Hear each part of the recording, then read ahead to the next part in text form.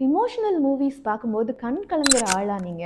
நானும் தான். ரொம்ப நாள் வரைக்கும் எமோஷன் ஆகுறது என்னோட வீக்னஸ்னே நினைச்சிட்டு இருந்தேன். ஆனா ஒருத்தர் இந்தியா பாகிஸ்தான் பிரியறதுக்கு முன்னாடி சைல்ட்ஹுட் ஃப்ரெண்ட்ஸா இருந்த ரெண்டு பேர் வயசானதுக்கு அப்புறம் ஒன்னு சேர்ற மாதிரி வர கூகுள் ரீயூனியன் அட்வர்டைஸ்மெண்ட்டை பார்த்துட்டு அழுதுட்டேன்னு சொல்றப்போ ஏனோ கொஞ்சம் ஆறுதலா இருந்துச்சு. ஏன்னா சொன்னவரு இமோஷன்ஸாலேயே அட்வர்டைஸ்மெண்ட் உலகத்தின் லெஜெண்ட்னு பேர் வாங்கின பியூஷ் பாண்டே அக்டோபர் 24 அவரோட 70வது வயதுல காலமாயிட்டாரு. இவருடைய மறைவு நம்ம எல்லாருக்கும் ஒரு பேரிழப்பா இருந்தாலும் அவர் வாழ்ந்துட்டு போன வாழ்க்கையை திருப்பி பார்த்தா எப்படி வாழணும்னு வாழ்ந்து காட்டிட்டு போயிருக்காருன்னு தான் சொல்ல தோணுது. வாங்கி விட்டீர்களா?